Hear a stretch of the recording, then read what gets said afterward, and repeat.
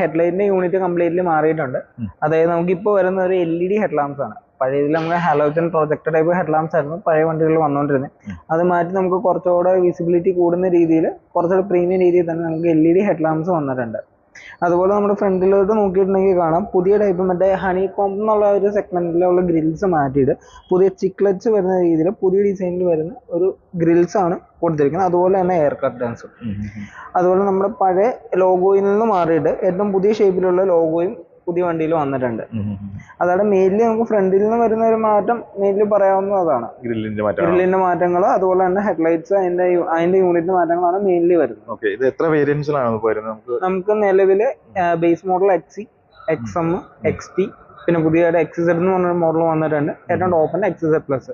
Total 5 വേരിയന്റ്സിൽ available ആണ്. പുതിയ colours വന്നിട്ടുണ്ടോ? പുതിയതായിട്ട് നമുക്ക് അരിസോണ ബ്ലൂ എന്ന് പറഞ്ഞ കളർ ഷെയ്ഡ് വന്നിട്ടുണ്ട്. ഒരു ഡാർക്ക്